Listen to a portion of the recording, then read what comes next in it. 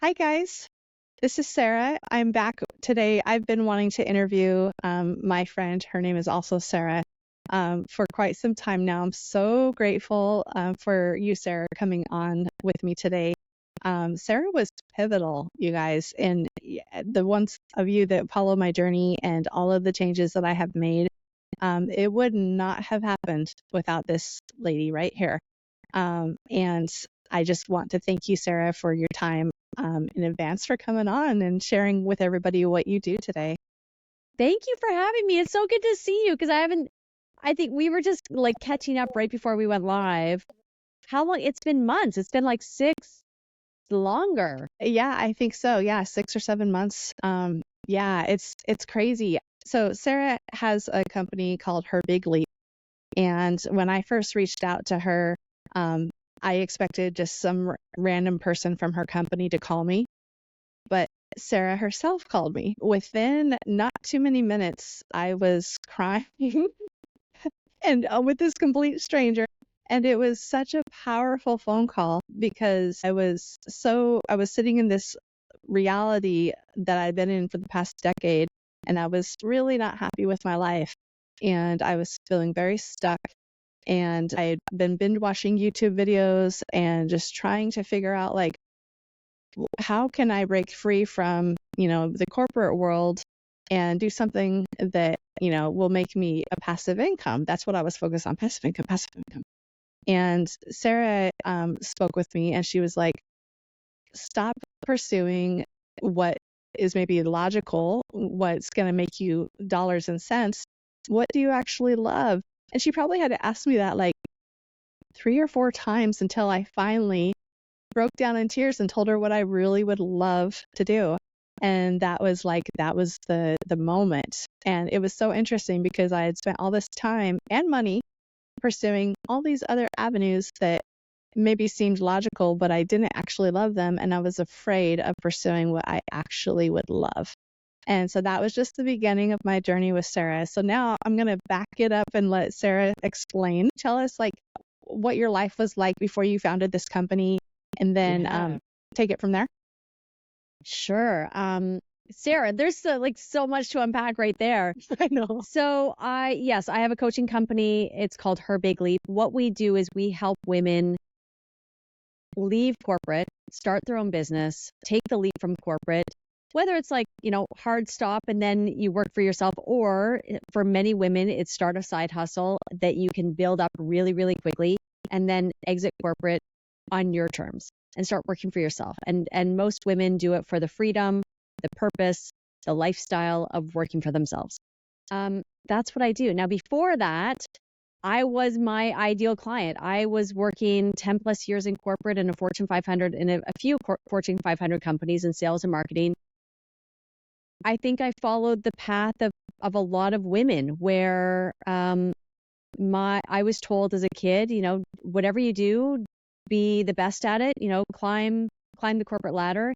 If I look back, a lot of it was my mom, who was the stay-at-home mom who wanted me to be financially independent and happy and so forth. And so that was the messaging I got as a kid is, climb the corporate ladder, do well. And so I did. And I think a lot of women have fallen into, have followed this same path. We get good grades, we go to a good school, we go to, we get the degree, we get a good job, maybe even get a good spouse, get a good marriage. Mm-hmm. But it's all like check, check, check, check. Yes. I've done it all.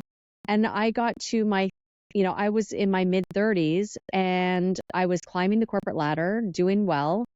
And I got to a point where I became disillusioned in my industry and disillusioned with the corporate and the politics and feeling really inauthentic, the grind of it all. I was single at the time, but working incredibly hard.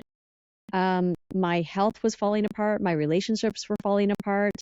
My life was falling apart. And I realized it wasn't sustainable and I needed to get out. And I was also on the corporate ladder and looking up and seeing other people's, especially women. And I'm like, is this all there is? Like, I'm looking up on the corporate and I'm like, I don't want that. I don't want that life.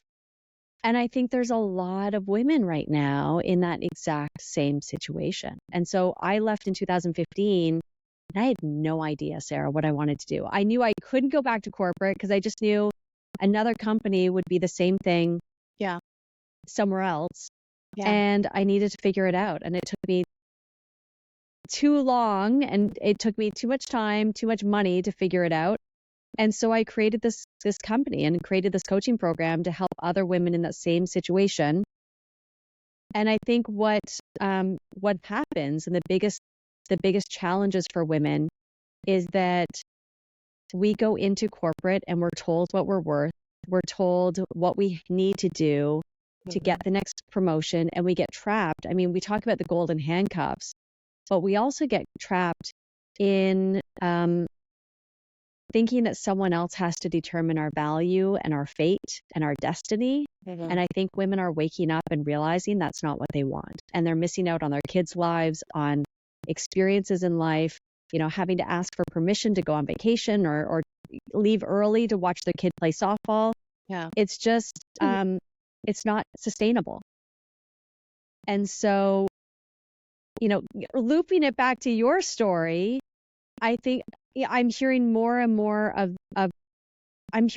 stories like that, where women are completely burnt out, not loving their situation, and looking for opportunities.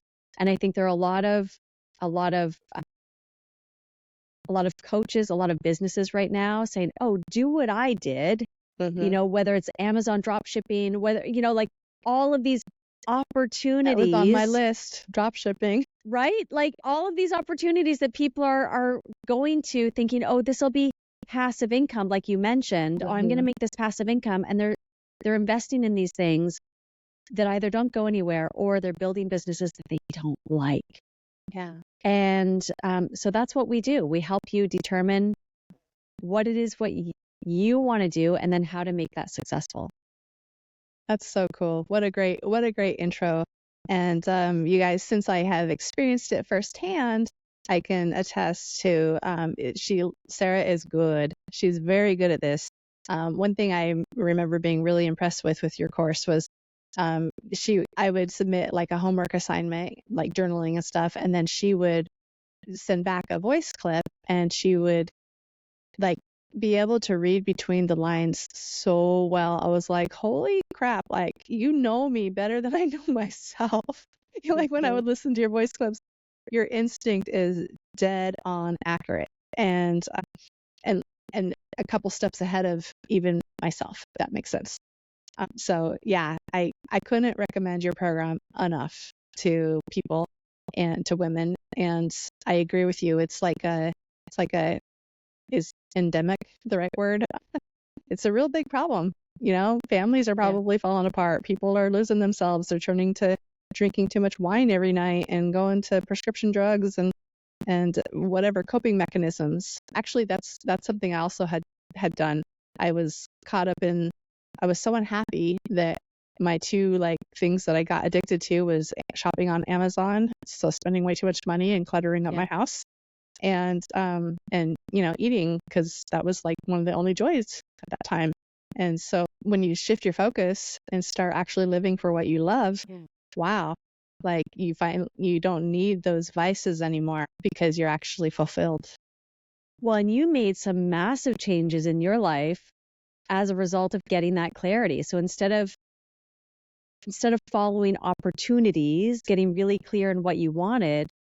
I mean, Sarah, have you shared with your audience, like you moved across the country, you've made some massive shifts. Yeah, literally within like, I don't know, 2 months of meeting this Sarah, and doing her program, I listed my house for sale. And it was, way more than just making that statement. Like it was cluttered with all the Amazon stuff I'd bought. And I had a lot of work to do and, had to renovate it and paint it and do all these things. But, those challenges don't seem to be so big when you're moving towards something that you want. And right? That's powerful. That's powerful. That's what I learned, because I usually do shut down. I'll get overwhelmed by something and then not move on it. And even though I had wanted to move, I wanted a big adventure prior to meeting Sarah, but nothing was tangible. Nothing was there to strive towards. So during the program, I started realizing, common themes. I wanted to be somewhere where I could ride a horse all year round. And at the time, I didn't have a horse, but I knew I wanted to get another horse, and I wanted to be able to actually enjoy him all year. I wanted someplace that I could enjoy tropical fruit. In North Idaho, there's no tropical fruit. If you find some at the grocery store, it just tastes bad. And I knew I wanted to live someplace where there was, international flights, nonstop flights directly over to Europe and South America and Central America, because I love to travel. And Florida just kept coming up and coming up. And so instead of thinking it was out of reach, I just kept, doing the homework that Sarah's program provides and envisioning what kind of person would I need to be to live in Florida, and what kind of person will I be when I'm there? And that just organically led to following kind of these little crumbs, these little breadcrumbs. Next thing I knew, my house was listed. Next thing I knew, I'd placed an offer on a house in Florida. I mean, honestly, not You move fast. When you got that clarity, you're like, oh, by the way, Sarah, I'm listing my house. I'm like, what? Exactly. Yeah, exactly. And like my mom was saying, you're doing everything out of order. Like, you're buying a house before your current house even sold. And, you're buying a house before you even have a job in Florida. And what the heck are you doing? And my sister was cute because she's like, she's just doing it Sarah style. Sarah does everything her own way. Yeah. But really, I can't take the credit for it. Again, it's Sarah's program, Her Big Leap, because you get the vision in place in your mind and heart first, and then all the steps come into play second. And somehow, in some seems like a magical way, the universe conspires together and things just start unfolding. And yeah, I mean, it was the biggest move of my life, and yet perhaps in some ways the easiest move I've ever done because of that. That's amazing. That's awesome. It really is awesome. Like, Sarah, and I hear these stories all the time. Like, I've heard so many women who just the first client just falls into their lap, or, they get really, really clear on what they really want to do, not what everyone else is telling them they should be doing. Yeah. They get really clear on what they want. And we help them with, we help everyone, as you know, we help you with the business strategy. We help you with your mindset to step into that new identity as working for yourself and not working for someone else. But it can happen really quickly. Yeah, definitely. Yeah. So I have a question for you. I was just having a small business coffee meeting this morning with a group, and I told her I would ask you this question. So she took a leap. She left her corporate job. She started a laser engraving business that she does out of her garage. And at this moment, she's finding herself not even wanting to work on the business anymore because it's too overwhelming. She's got too much work. The work takes a lot. It's hot in the garage and uncomfortable. And even though she, likes what she does, she's like, I feel like I dug myself a really deep hole that now I'm just stuck in and have to perpetually keep working to, sustain it, but I'm not loving it. What would you, I know that I threw that out there, but what would you suggest to somebody like that who did make the leap, but now is not so sure? Maybe she just got herself, I'm putting the words in her mouth on this one, but maybe she just, created herself another job. I think that's what she's done. Okay. And truthfully, I think this is looping back to our, what we started with is so many people look at opportunities. Oh, well, there's an opportunity in the market. There's, an opportunity. And you and I have talked about this where people are selling courses. Well, do the Amazon drop shipping, do the, make passive money doing this, doing that, the other. Or I see an opportunity in the market here. I could fill that gap. And what happens is people either the business doesn't succeed because your heart wasn't really in it, or it does, as this woman has experienced, it's taken off And what she's done is she's created another job for herself. Yeah, because I think she enjoys what she does. It's artistic and it's creative work, but I think maybe it's an example of when a hobby becomes a job because it's no longer fun when you have to actually keep doing it and it's not self-expression anymore. It's just fulfilling orders. And so, I mean, in that woman's case, it's slightly different because she did take the leap. You know, my specialty is helping women getting over the fears and the doubts and all of the baggage to even move forward, or it's clouding their clarity of what they really, really want. Now, if I were working with this woman, because she's, already taken the leap, it would be getting really clear on, okay, so what part of the business do you really, really love? Is this a business you want to keep and keep going? Because it doesn't have to be. There's no failure in doing a pivot, as you and I both know. There's no failure in doing a pivot into what you really, really want to do. Because the reality is, if you're creating another job for yourself, it's just as unsustainable as working for someone else. Yeah, that's powerful. Yeah, that makes sense. So so someone like her could come into your program and you would help her either realize how to pivot or to make it more sustainable for herself. That's it. Okay, I love that. Thank you. Another example, previous coworkers of mine, they I know they'd be super successful if they branched out on their own. They have the right personality.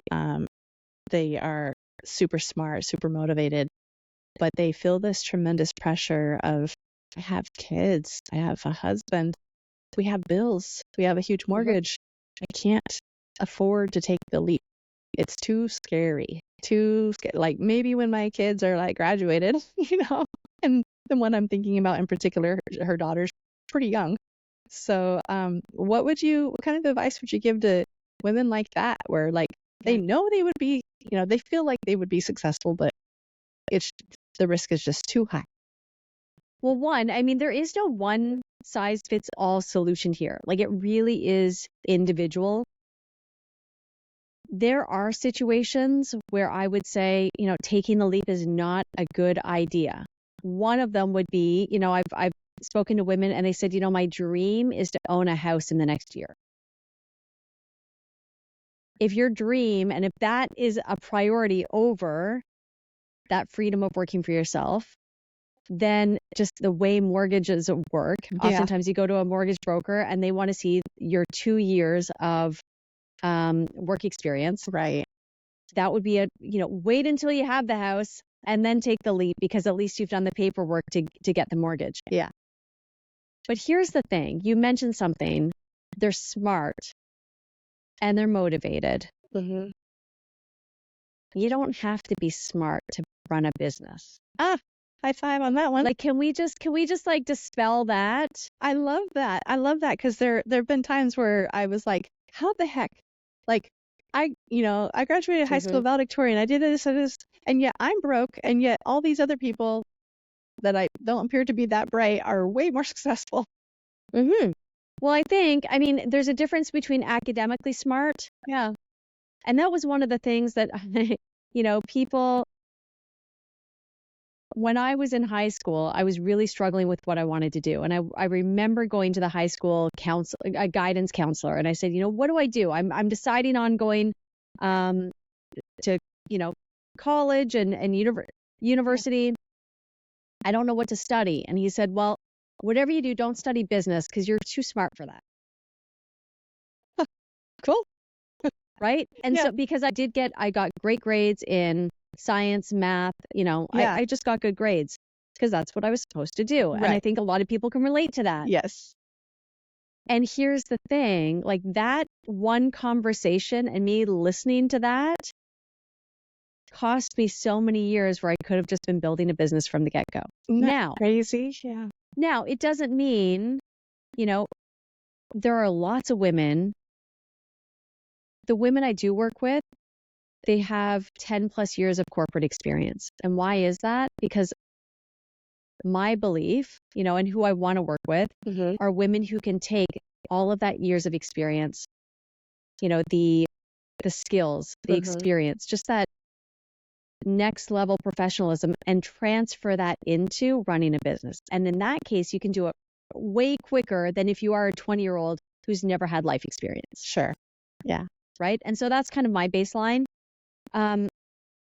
For me, the most important part is that motivation is one thing, that they're committed to doing it. And so oftentimes what I see is that the women who are the most successful, they are motivated. And they're motivated in one of two ways. Either their work situation, their current situation is so horrendous. Mm-hmm. They are in a toxic job. They've experienced work trauma. They've experienced so much stress, so much, they're just on the brink of burnout. Yeah. That they know that either physically their health is not going to sustain itself, or their coping mechanisms are getting in the way.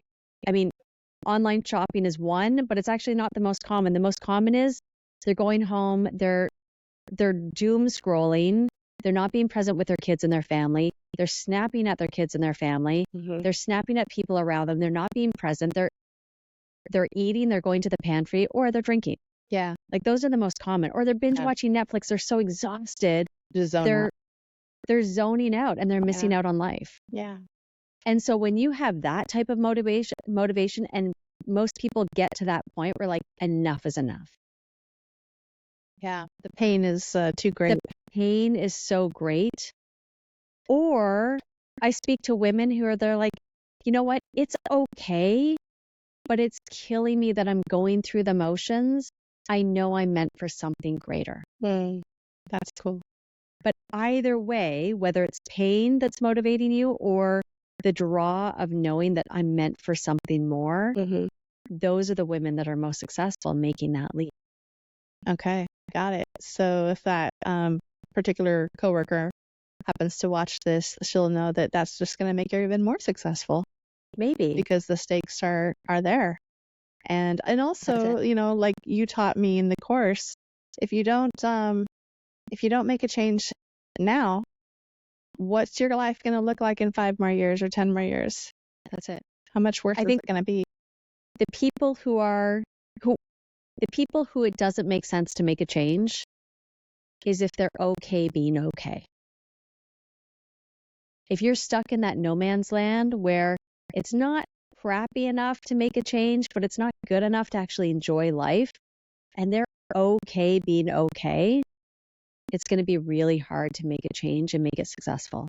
Got it. Yeah, no, that's very powerful.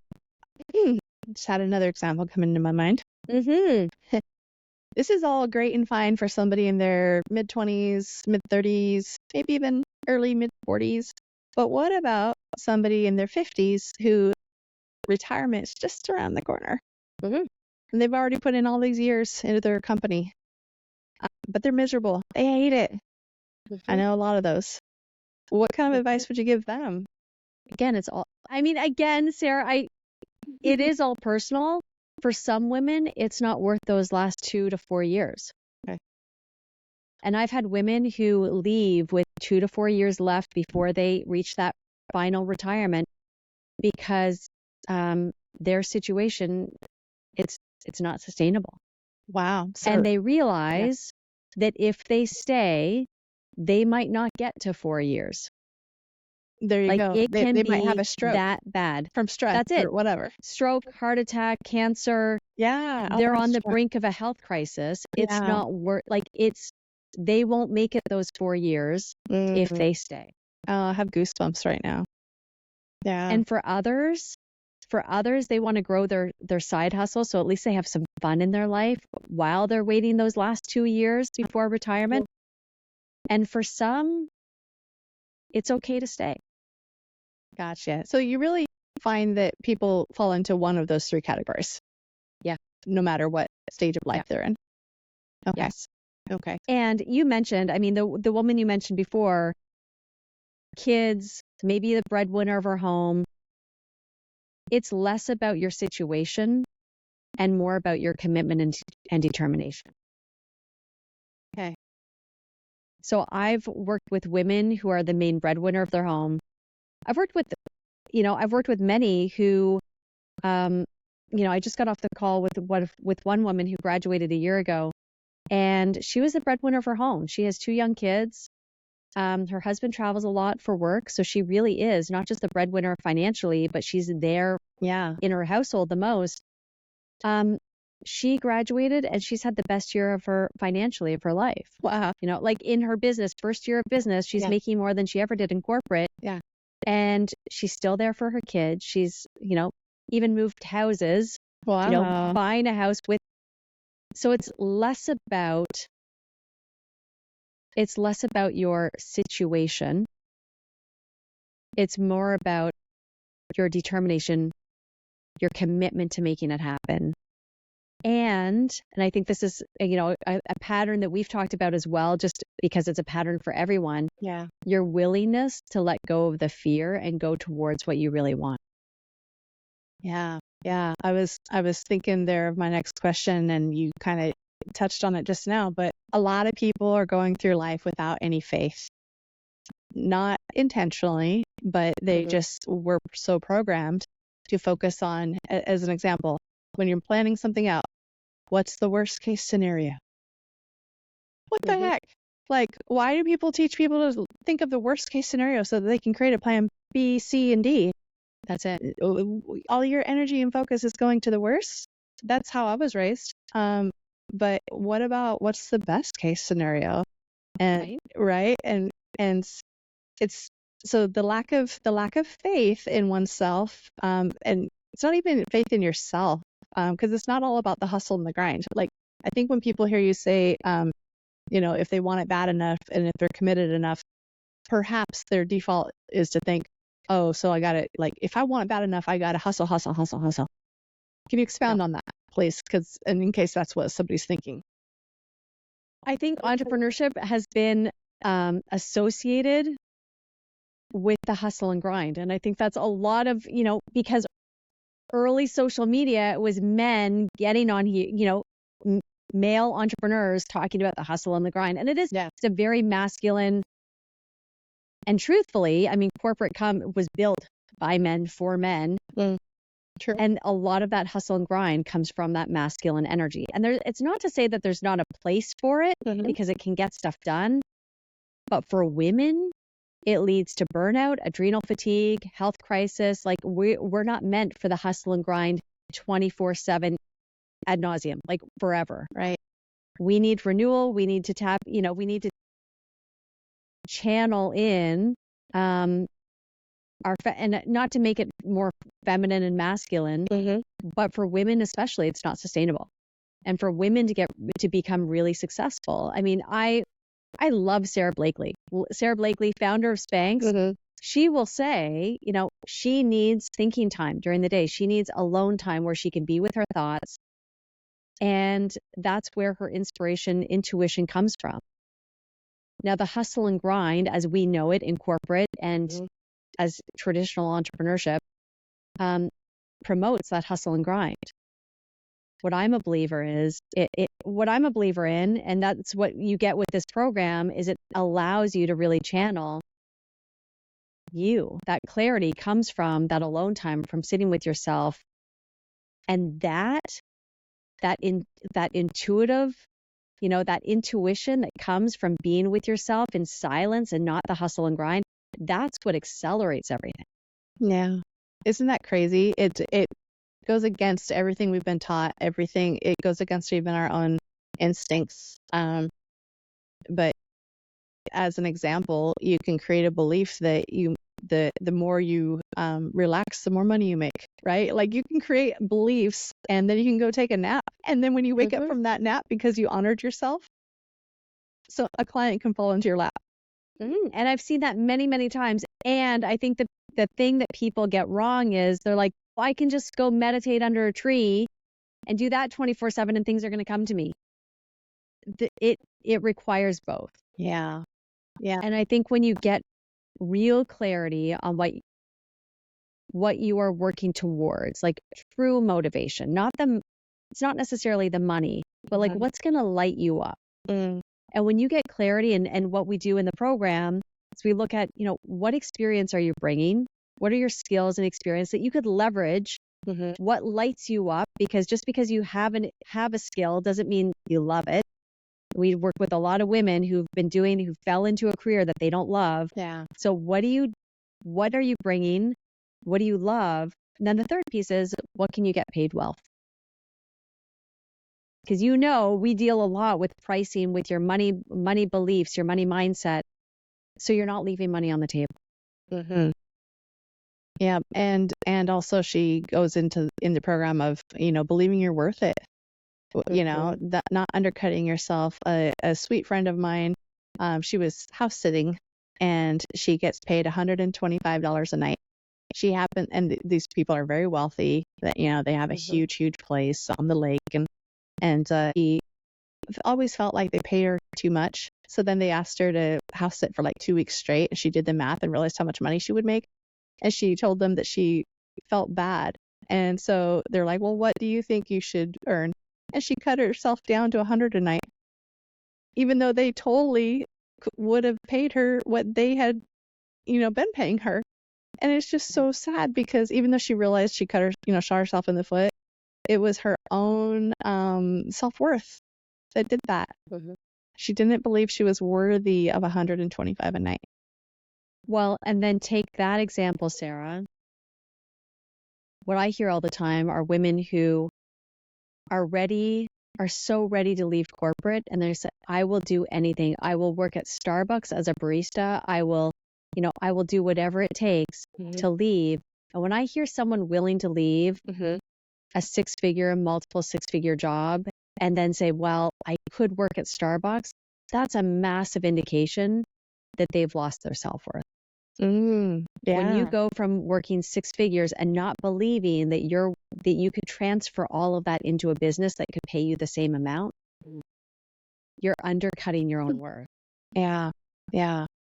Can you talk to, because I'm envisioning as if I'm an audience person that doesn't know your program, can you talk to, does your program help somebody actually figure out that business so that they can continue to make six figures or more? Yeah. And it depends what you want. And so this is the one thing that I want to dispel, is that it is not I'm not here to create a copy and paste business. And there are so many of those available here online. Yeah. Where it's like, do what I did and you'll be successful. Right. We need to tap into, okay, so what's going to light you up? Like what's going to make you yourself successful, but also what are your goals? Because my goals are different than your goals, are different than someone else's goals. And for some women, they want to make more than they ever did in corporate. Like that's the goal. That's cool. Mm-hmm. There are other women who are happy making what they made, but they want to be able to spend time with their kids and take Fridays off and, have that flexibility that they don't have in corporate. For other women, they're happy to make, as much or more or less. And what they really want is purpose. They want to have an impact in their world. They want to love what they do.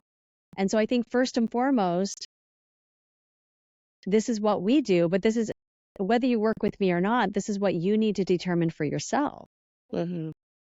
Is what do you want? What does success look like for you? Whether it's more money, whether it's purpose, whether it's freedom and flexibility, it's a combination of all of those things. But first we have to just look at what does success look like for you, and then we help coach you to that. I love that. I love that you said it's not cookie cutter. It's so true. And then from having been in the program, I recall that some people thought they wanted this, but then, in the middle of it, they pivot and realize that they wanted this. And, like you say, because it's not cookie cutter, you're there to coach them through those pivots and actually keeping a person. In fact, I'll just full disclosure, before we started recording, Sarah and I were talking about my situation, and I was thinking to myself, I need to re-enroll in her next level program, because I have found myself going off the course a little bit. And being in a program like this, Sarah will coach you to keep you in line with not the goal, but your goal. your goal, what really resonates with you and not what everybody else in the world is telling you should do. But that's so key, Sarah. Yeah. That's so key, because most women that come to me, and I'm no different because that was my story too. I was doing all the things I was told I should do to be happy and successful, instead of taking time to really figure out, what do I want? What does success look like for me? Yeah. And ignoring the shoulds and focusing on what will light me up. Yeah. Yeah. So I had an inner voice of like a past version of me that just, because it's not the current version, but I know the past me would have thought, but I don't have the luxury to do what I want. I have to do what I have to do it this way. I'm wondering if there's people out there thinking that same thing. Absolutely. Absolutely. I mean, we are layered on, with childhood programming, with beliefs, with society telling us what's right, what does success look like. Mm-hmm. There are so many things, and the truth is, most of us make excuses as to why we should stay put, even though we're unhappy, even though we're not really being the partner, the spouse, the parent, the friend that we want to be, and we know we could be. We make excuses as to why that's not possible for us. Yeah. Yeah, that's sad. That's really sad. So how can they get over that? What advice do you give for, like, I know the program is the solution, but do you have anything else to add on that? I think the thing that I tell most women when they first contact me and they're like, I'm interested. Mm-hmm. It's not enough to be interested. You need to want it. And you need to want it more than you're invested in holding on to those fears and excuses. Okay. Because you don't need to know how. Now, we help women with the how. Mm-hmm. So they don't need to know how to start a business. They don't need to know how to price themselves, to market themselves, any of that stuff. That's what we help them with. But they need to want it. And they need to want it more than they're holding on to their fears and excuses. Because that's the thing that's going to hold anyone back from really achieving it, is the fear, the doubt, the limiting beliefs. It's that stuff. Yeah. Yeah. Okay. Thank you. That's a good reminder, because I think I recall from our phone conversation that I was like, I want it so bad, like I will be willing to, if I fail, file for bankruptcy. Like, it's worth it. Mm-hmm. It's worth all costs to finally be able to look back on my life and say, like, I actually took the leap, her big leap. I went for it. Leap. I went for it. I went for it. I saw the fear and I faced them, and they backed down, and I actually achieved something that I wanted to do during this lifetime of mine. Yeah. So, yeah. And it's so well documented now. Most people at the end of their life, if they have regrets, it's not regretting what they did, it's regretting what they didn't do. So powerful. Right? Yeah. Yeah, exactly. All the dreams that stayed as a dream. That's it. And all of that, my husband says it's getting the music out of you. It's, what's the music inside of you that's bursting to come out? Now we just give that a form, and a forum, I should say, to get it out. Yeah. Oh, that's a great way to say what you do. Yeah. And you're so passionate about this, and it's just so beautiful. I care really, really deeply about this. I really do believe entrepreneurship, this is my belief, but I've seen it play out. Entrepreneurship really is the best vehicle for freedom for women in today's society. If this was 50 years ago, I wouldn't be able to do what I do. Yeah. If this was 100 years ago when women weren't allowed to have bank accounts of their own, open a business of their own property of their own, none of this would be possible, which is probably why I'm ending up doing this, because so many women, you can hear the passion coming out, like I feel it. But this has been so ingrained in our society through hundreds of years, generational, which is why most women end up doing what they're told they should be doing.